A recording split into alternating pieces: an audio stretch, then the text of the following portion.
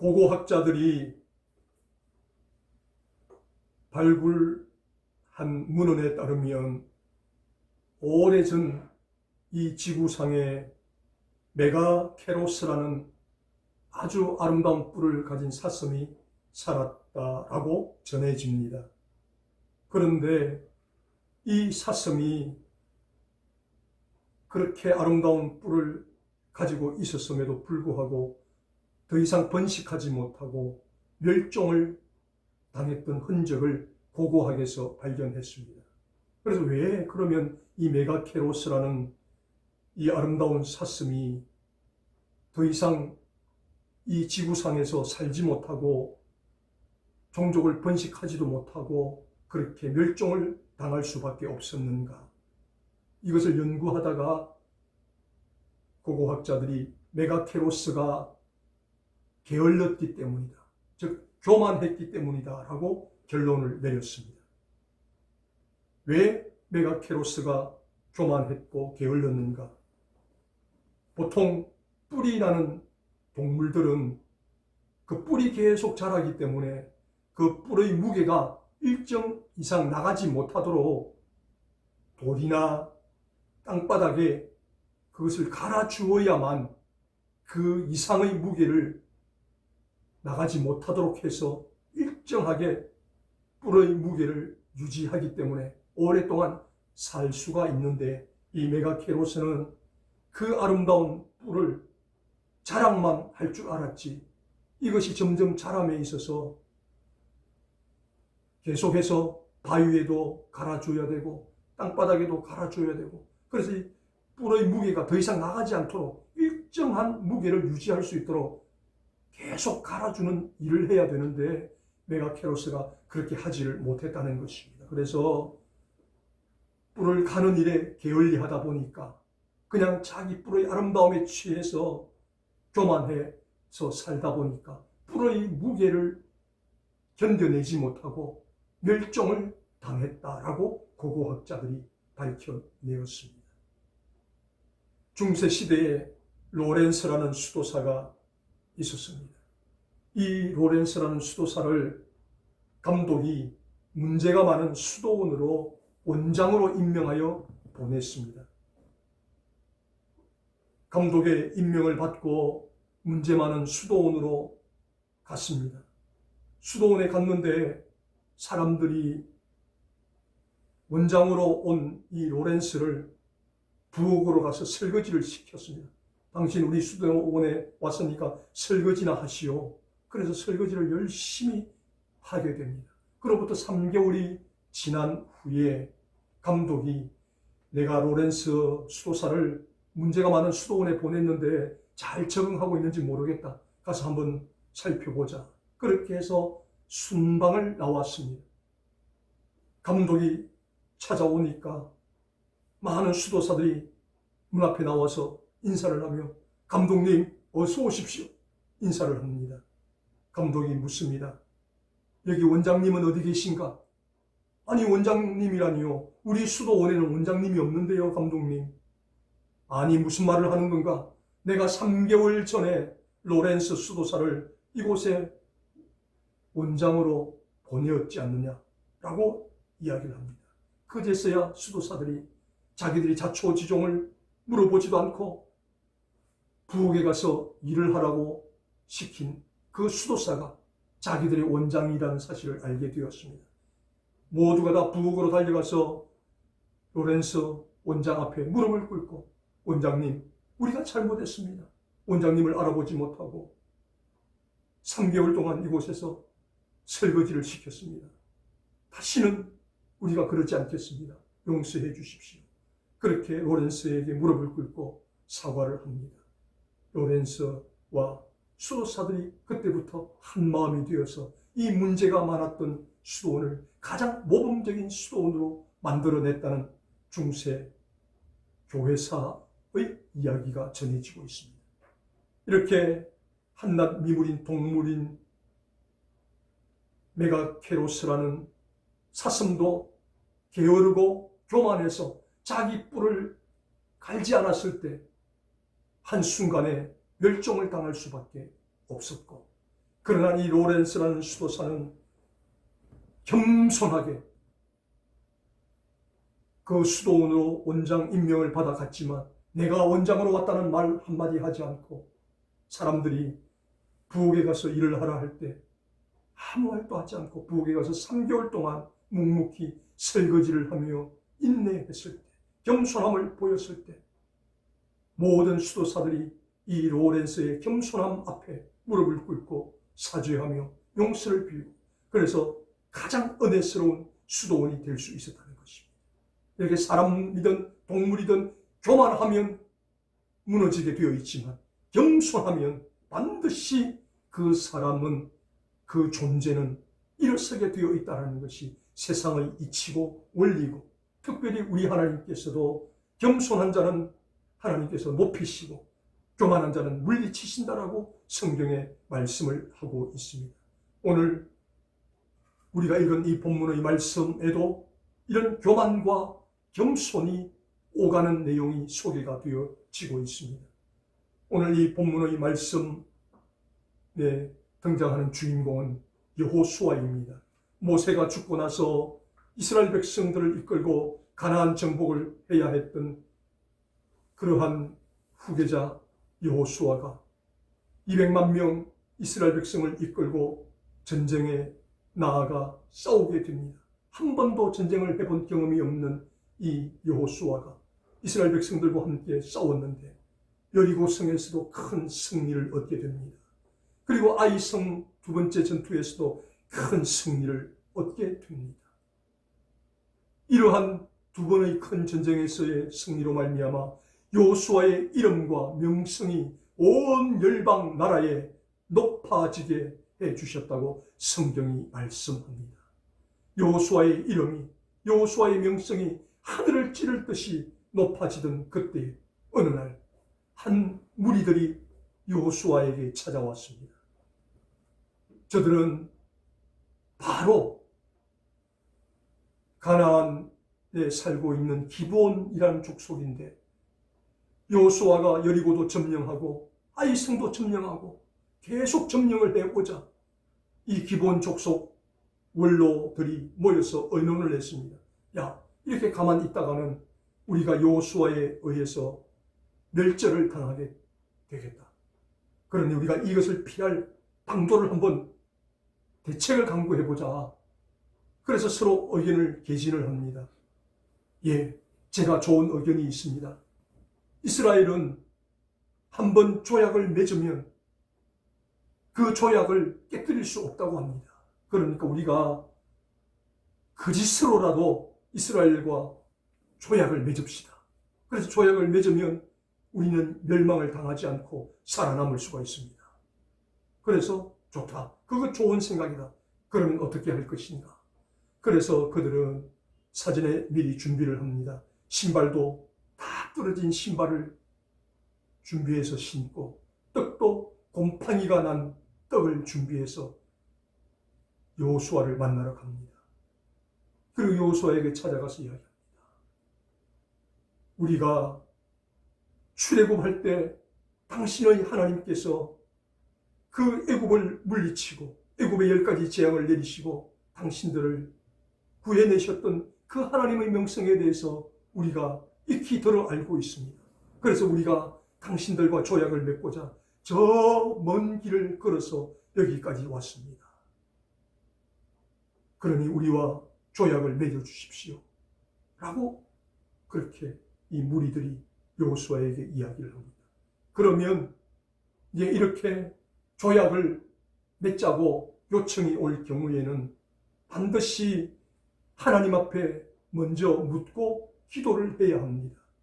그리고 또 한 가지 방법은 그러면 조약은 나중에 맺든지 어떠하든지 상관없이 당신들이 우리와 조약을 맺을 수 있는 사람인지 아닌지 우리가 먼저 조사를 해보겠다. 그래서 사람을 보내서 그 사람이 어디에 사는가 확인하고 난 다음에 조약을 맺어야 했습니다. 그런데 여리고성을 점령하고 아이성을 점령하고 나서 온 열국에 이스라엘의 이름이 높아지고 여호수아의 이름이 높아진 이때에 저들은 순간적으로 방심합니다. 그래, 우리가 이렇게 여리고성을 점령하니까, 아이성을 점령하니까 사람들이 우리를 알아보고 저 먼 곳에서 여기까지 찾아와서 우리와 조약을 맺자고 하는구나. 그러니까 저 먼 곳에서 왔다면 이 가나안 족속이 아니니까 조약을 맺어도 상관이 없지 않겠느냐. 그래서 여호수아와 족장들이 우리 조약을 맺어줍시다. 순간적으로 방심하고 합의를 하게 됩니다. 바로 그 자리에서 조약을 맺었습니다. 그런데 조약을 맺고 나서 3일이 지난 후에 저들이 먼 곳에서 온 사람이 아니라 바로 멸절시켜야 할 가나안 족속의 한 족속 중 기브온 족속이라는 것이 밝혀졌습니다. 이제 민심이 들끓기 시작을 합니다. 아니, 여호수아 지도자 당신, 그리고 족장들 당신, 왜 한번 확인도 해보지 않고 덜컥 조약을 맺어서 이런 사단을 만들어냅니까? 원망과 불평을 여호수아와 족장들에게 쏟아냅니다. 그러면서 백성들이 이야기합니다. 이 조약은 무효입니다. 왜냐하면 저들이 우리를 속였기 때문입니다. 정당한 조약이 아니기 때문에 이 조약을 파기하고 그냥 저들을 죽여버립시다 라고 백성들이 들고 일어나기 시작을 합니다. 여호수아가 이러한 상황을 맞닥뜨렸을 때 많은 후회가 찾아옵니다. 그래, 저들이 조약을 맺자고 찾아왔을 때 내가 왜 그때 하나님 앞에 한번 기도해보지 않았을까? 그리고 사람을 보내어서 저들이 어디 산 사람들인지 왜 확인을 해보지 않았을까? 그렇게 후회를 하게 됩니다. 그러나 이미 한번 엎질러진 물은 담을 수가 없습니다. 이제 이렇게 실수를 하고 실패를 하고 난 이후에 여호수아의 그 다음 첫 신이 오늘 우리가 읽은 이 본문 말씀에 소개가 되어집니다. 여호수아가 하나님 앞에 회개합니다. 하나님, 제가 하나님께서 제 명성을 높여주신 것에 교만해서 하나님께 여쭈어보지도 않고 덜컥 조약을 맺었는데 이 조약이 거짓 조약입니다. 하나님, 거짓 조약이라도 하나님께서는 반드시 지켜야 한다고 신명기 30장에 말씀하고 계십니다. 그런데 백성들은 이 조약은 거짓이니 이것을 깨뜨리고 저들을 다 죽이자고 합니다. 하나님, 어떻게 하면 좋겠습니까? 그렇게 하나님 앞에 기도하는 가운데 여호수아가 결단을 하고 결정을 내리는 모습이 오늘 이 본문에 소개가 되어집니다. 이렇게 사람은 누구든지 실수를 할 수 있습니다. 범죄할 수도 있습니다. 넘어질 수도 있습니다. 그런데 문제는 오늘 이 본문의 여호수아처럼 한 번 실패한 이후에, 한 번 실수한 이후에 하나님 앞에 돌이키고 회개하면 하나님께서 반드시 도와주시고 인도하신다, 회복시켜 주신다 라는 진리를 우리에게 가르쳐주고 있습니다. 그러면 이렇게 한번 실수했지만 교만함 때문에 그가 실패는 했지만 즉시 돌이키고 난 이후에 그가 다시 회복의 길을 갈 수 있었던 그 비결이 어디에 있었는가? 첫 번째로 7절 말씀을 통해서 그가 회개한 이후에, 돌이킨 이후에 하나님께서 정하신 원칙을 지켰다라고 말씀하고 있습니다. 7절 말씀에 여호수아가 모든 군사와 용사로 더불어 길갈에서 올라가니라. 아멘. 무슨 말입니까? 지금 백성들이 여호수아와 족장들에게 이야기합니다. 여호수아 지도자님, 이 조약은 저들이 속여서 우리를 억지로 조약을 맺게 한 것이기 때문에 이것은 무효화할 수 있습니다. 그러니 이 조약을 깨뜨리고 저들을 죽입시다. 이 조약은 없었던 걸로 합시다. 라고 그렇게 벌떼같이 들고 일어납니다. 이미 여호수아는 오래전에 경험을 했습니다. 이스라엘 백성들이 가나안 정탐을 하고 돌아와서 열 정탐꾼은 적과 꿀이 흐르는 땅은 맞지만 그 땅에 사는 거민들이 거인족들이기 때문에 우리는 그들과 싸워서 이길 수가 없습니다. 우리들은 메뚜기고 그들은 우리를 죽일 수 있는, 우리는 그들의 밥이 될 수밖에 없는 연약한 존재들입니다. 그러니까 가나안 정복은 불가능한 것입니다 라고 이야기를 합니다. 이때 여호수아와 갈렙이 아닙니다 여러분, 그 땅 거민이 크고 강대한 거인족은 맞지만 하나님께서 그 땅을 주신다고 하셨으니까 나가서 싸우면 메뚜기 같은 우리라도 이길 수 있습니다 라고 이야기합니다. 그래도 사람들은 10명의 말을 듣고 들고 일어나서 다 돌을 들고 자 우리 모세를 쳐 죽이고 새로운 지도자를 세워서 애굽으로 다시 돌아가자 라고 이야기를 합니다. 이때 하나님께서 민수기 13장에 나타나셔서 말씀합니다. 조용히 해라, 조용히 해라. 이제부터 내가 판결을 내린다. 너희가 내 귀에 들린 대로 내가 시행할 것이다. 너희는 저들의 밥이라고 생각하고 가나안 정복은 불가능하다고 생각했던 너희들은 너희가 입술로 고백한 대로 광야 40년 동안 이곳을 빙빙 돌다가 다 죽을 것이다. 그러나 비록 저들이 거인족이지만 하나님 말씀에 순종하여 나아가서 싸우면 하나님께서 이기게 해주신다고 말했던 여호수아 갈렙 두 사람은 저들의 입술의 고백대로 가나안 땅을 밟게 될 것이다. 여호수아 갈렙 외에는 어느 누구도 가나안 땅을 밟을 자 없으리라 하나님께서 그 민수기 13장을 통해서 말씀을 하셨습니다. 바로 그 기억을 여호수아가 하고 있기 때문에 이 백성들은 조금만 어려우면 돌을 걸고 모세를 쳐 죽이려고 했던 것처럼 지금도 저들이 이 조약은 무효입니다. 그러니 이것을 무효로 돌립시다 하고 백성들이 벌떼같이 들고 일어납니다. 이때 백성들의 말을 모르는 채 하고 들어주면 여호수아는 앞길이 순탄해집니다. 백성들이 잘 따를 것입니다. 그런데 회개하고 난 이후, 돌이키고 난 이후 여호수아는 하나님보다 인간의 말을 더 따를 수가 없었습니다. 백성들에게 강력하게 이야기합니다. 무슨 말을 하느냐? 민수기 30장 1절에서 8절 말씀에 하나님께서 말씀하시기를 비록 우리가 속아서 거짓 조약을 맺었다 할지라도 그 거짓 조약은 지켜야 한다라고 분명히 말씀하셨다. 그러니 우리가 비록 속아서 조약을 맺었더라도 이 기브온 족속과의 조약은 유효한 것이다 라고 이야기를 합니다. 그러면서 이제 기브온 족속이 이스라엘과 조약을 맺었다라는 소식을 듣고 예루살렘 왕 아도니 세덱이 5개 나라의 왕들과 함께 동맹군을 결성하여 기브온을 치러 올라옵니다. 기브온이 다급하여 여호수아에게 요청합니다. 여호수아님, 예루살렘 왕 아도니 세덱과 5개국 동맹군이 우리를 치러 왔습니다. 빨리 와서 우리를 좀 도와주십시오 라고 이야기를 합니다. 이에 여호수아가 결단하고 그 짓으로 조약을 맺었든 어쨌든 간에 이것은 유효하기 때문에 이것을 지켜야 한다. 그래서 기브온을 돕기 위해서 올라갔다라고 말씀합니다. 이렇게 사람이 한 번쯤은 실수할 수 있고 실패할 수 있고 범죄할 수 있지만 그러나 여호수아처럼 돌이킨 이후에 하나님이 정하신 원칙을 지키면 하나님께서 반드시 도우시고 회복시키신다는 첫 번째 원리를 우리에게 말씀하고 계십니다. 그래서 저와 여러분도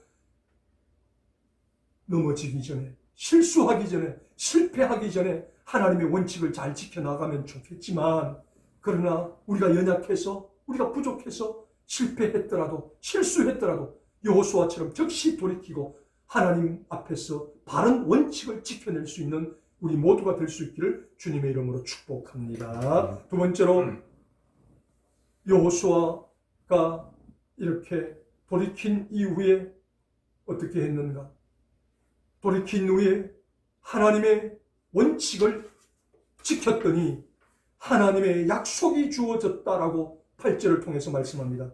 때에 여호와께서 여호수아에게 이르시되 그들을 두려워 말라. 내가 그들을 내 손에 붙였으니 그들의 한 사람도 너를 당할 자 없으리라 하신지라. 아멘. 무슨 말입니까? 때에 아주 짧은 순간 하나님의 원칙을 따르기로 결정한 순간, 이것이 바로 때라는 것입니다. 때에 하나님께서 여호수아를 지금 지켜보고 계십니다. 과연 여호수아가 회개한 이후에, 돌이킨 이후에 어떻게 할 것인가? 하나님께서 가만히 지켜보고 계십니다. 지켜보시는 하나님 앞에 여호수아가 백성들이 벌떼같이 일어나서 안 됩니다. 조약을 파괴해야 됩니다. 쟤들을 다 죽여야 됩니다. 라고 이야기를 합니다. 그러나 여호수아는 안 된다. 하나님께서 민수기 30장을 통해서 거짓 조약을 맺었더라도 그 조약은 유효하고 그 조약은 끝까지 지켜야 된다라고 말씀하셨다. 그러니 저 예루살렘 왕 아도니 세덱이 5개국 동맹군을 결성하여 기브온을 치러 왔다면 우리가 거짓 조약을 맺었더라도 기브온으로 가야 된다라고 이야기를 하면서 도우러 가자라고 결정하던 그 때에 하나님께서 여호수아에게 놀라운 약속을 하셨다는 것입니다. 무슨 약속? 여호수아야, 두려워하지 마라. 저 5개국 동맹군이 기브온을 치러 올라와서 너희가 지금 5개 나라와 전면전을 벌여야 하는데 무서워하지 마라. 두려워하지 마라. 나 여호와가 말하노니 저들 5개국 동맹군 중에 한 명도 살아남을 자 없을 것이다. 내 손에 의해서 저들은 다 죽을 것이다. 다 죽게 할 것이다. 그러니 너는 두려워하지 말고 올라가서 기브온을 도우라. 저 5개국과 싸우라. 하나님께서 약속을 들려주셨다라는 것입니다. 이렇게 하나님께서는 우리를 지켜보십니다. 우리가 하나님 앞에 원칙을 지키고 하나님 말씀대로 살아가는가, 결단하는가, 이걸 하나님께서 지켜보고 계시다가 때에 우리가 그렇게 결단하고 하나님 정하신 원칙을 따를 때에 하나님은 우리에게 놀라운 약속을 주시고 축복을 주신다라는 것이 오늘 이 본문의 말씀이라는 것입니다. 이렇게 여호수아는 어쩌면 백성들이 들고 일어나서 돌을 들고 칠지도 모르는 그 위급한 상황에서 끝까지 하나님의 원칙을 따랐더니 하나님께서 바로 그 찰나적인 순간 그때에 여호수아야, 잘했다. 고맙다. 너의 결정을 내가 존중한다. 너가 이 전쟁에서 절대로 패하지 않는다. 단 한 사람도 남지 않고 다 너의 손에 죽게 할 것이다. 나를 믿고 여호수아야, 나가서 싸워라. 그렇게 하나님께서 약속을 들려주셨다는 것입니다. 그러므로 저와 여러분도 하나님 앞에 은혜를 받기를 원한다면, 하나님 앞에 복을 받기를 원한다면 여호수아처럼 하나님 앞에 하나님의 원칙을 지키기로 결정하는 우리 모두가 될 수 있기를 주님의 이름으로 축복합니다. 마지막 세 번째로, 돌이킨 이후에 이렇게 하나님의 원칙을 지키기로 결정하고 이 원칙을 지키는 것이 어려웠지만 그러나 오직 하나님만 바라보고 내가 죽으면 죽으리라, 하나님 원칙을 지키겠다고 결정하던 그때에 하나님께서 여호수아야, 내가 너와 함께 할 것이고 저들은 한 명도 살아남지 못하고 너의 손에 죽을 것이다 라는 약속을 들려주셨습니다. 이 약속을 받고 난 다음 여호수아가 어떻게 했는가? 9절에서 10절 말씀을 보시면 끝까지 하나님 약속의 사명에 충실했던 여호수아의 모습이 소개가 되어집니다. 여호수아가 이제 하나님 말씀을 받았습니다. 이 5개국과의 전쟁에서 단 한 명도 살아남지 못하고 다 죽게 된다라는 이 하나님의 약속을 듣고 여호수아가 이제 그러면 어떻게 이것을 할 것인가 생각하다가, 좋다, 그러면 저들이 방심하는 허점을 노리고 우리가 공격을 하자. 그렇게 해서 여호수아가 군대를 소집해서 밤에 잠도 자지 않고 밤새워 행군을 하여 저들의 모여있는 현장에 도착했습니다. 밤중에. 이 5개국 동맹군들은 생각합니다. 거리가 40km가 넘으니까 적어도 이틀 아니면 3일 후에나 여호수아가 올 것이다 생각하고 저들은 방심하고 있었습니다. 방심하고 보초도 제대로 서지 않고 그렇게 잠을 자고 있는 그 새벽 칠흑같이 어두운 밤에 여호수아가 산을 넘어서 도착했습니다. 그리고 기습적으로 공격을 감행합니다. 그러자 2, 3일 후에나 올 줄 알았던 여호수아가 그날 밤 새벽에 도착해서 공격을 하니 저들이 너무 놀라서 혼비백산하여 다 도망을 가게 됩니다. 도망가는 저들을 추격하여 싸우게 됩니다. 그렇게 열심히 싸우는데 새벽부터 싸웠는데도 불구하고 이제 해가 지려고 합니다. 이 정도 되면 하나님께서 이만큼 큰 승리를 주셨으면 우리는 충분하지 않느냐, 되었지 않느냐라고 생각할 수가 있습니다. 그런데 여호수아는 오직 하나님의 약속 그 말씀에 꽂혔습니다. 저들 중에 한 사람도 살아남을 자가 없을 것이다 라고 하나님께서 말씀하셨습니다. 그래서 그 약속을 붙들었습니다. 그 약속을 믿었습니다. 그런데 문제는 해가 지려고 합니다. 어두워지려고 합니다. 그러면 더 이상 전쟁을 수행할 수가 없습니다. 그러면 저들은 어디에 숨었는지 알 수 없게 다 도망가 버리고 뿔뿔이 흩어지게 됩니다. 그러면 한 명도 남지 않고 다 죽게 하신다는 하나님의 약속의 말씀은 이루어지지 않는다는 것입니다. 그래서 그러면 도대체 이 환경을 극복할 수 있는 비결은 무엇인가?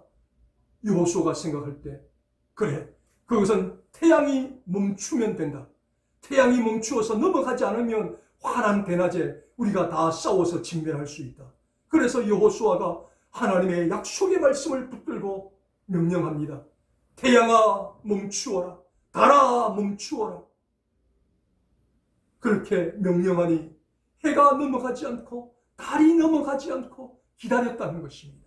이것은 여호수아의 자만이 아닙니다. 하나님의 약속을 믿었기 때문에 한 사람도 남지 않고 다 죽이기 위해서는 태양이 멈추어야만 가능하다는 것입니다. 낮이라야만 가능하다는 것입니다. 그래서 여호수아는 하나님의 약속의 말씀을 믿고 태양아 멈추어라. 달아 멈추어라. 그래야 이 환한 주간에 우리가 완전히 저들을 멸절시킬 수 있다. 그래서 여호수아가 명령하니 해가 멈추고 달이 멈추었습니다. 그래서 해가 멈추어 있는 그 시간에, 달이 멈추어 있는 그 시간에 여호수아가 나머지 군대를 다 추격해서 한 사람도 남기지 않고 다 진멸하였더라. 오늘 본문이 말씀합니다. 이렇게 하나님의 약속의 말씀이 이루어졌다는 것입니다. 그래서 이 말씀을 통해서 우리가 기억해야 할 것은 하나님의 약속은 여호수아가 바른 선택을 할 때 주어졌습니다. 그리고 이 약속을 이루는 것은 순전히 여호수아의 몫이었습니다. 그래서 이 작전을 어떻게 수행할 것인가?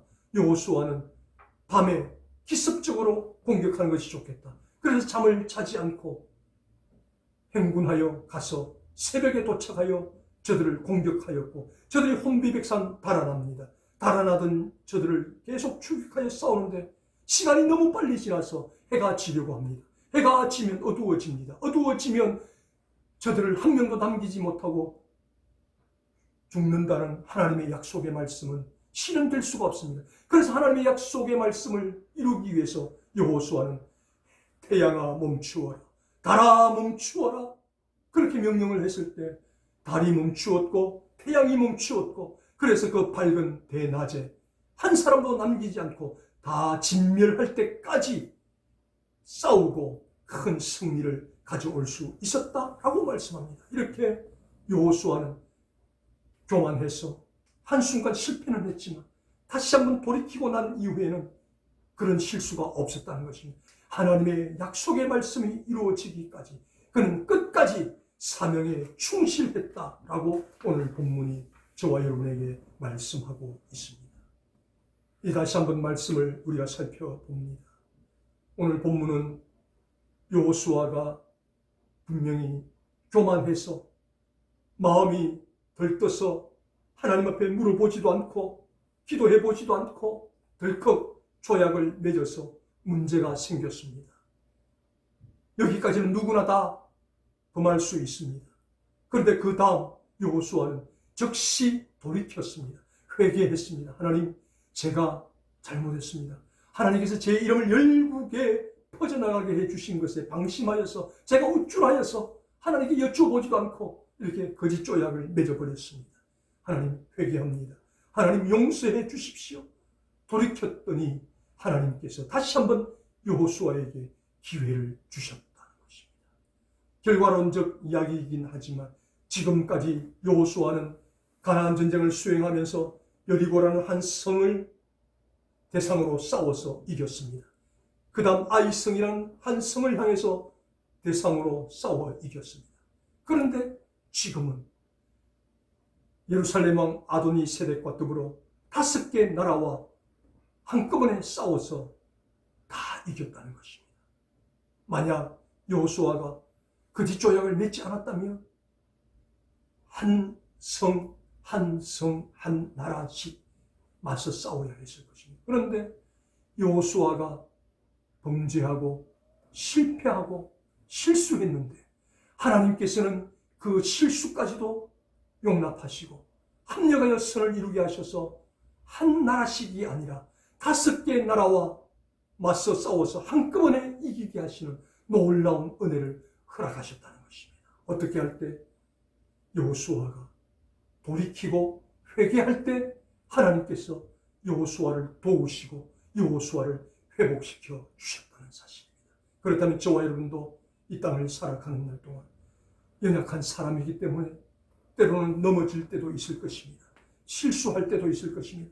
넘어지지 않으면 제일 좋습니다. 실수하지 않으면 제일 좋습니다. 범죄하지 않으면 제일 좋습니다. 그러나 그렇게 되었을 때 어떻게 해야 하는가? 오늘 이 본문이 주는 여호수아의 교훈처럼 즉시 하나님 앞에 회개하면 돌이키면 하나님은 저와 여러분을 언제든지 도우시고 회복시킨다는 사실을 기억하시고 하나님 앞에 늘 회개하고 돌이킴으로 말미암아 하나님께서 우리를 도우시고 우리를 회복시키시는 은혜를 경험할 수 있게 되기를 주님의 이름으로 축복합니다.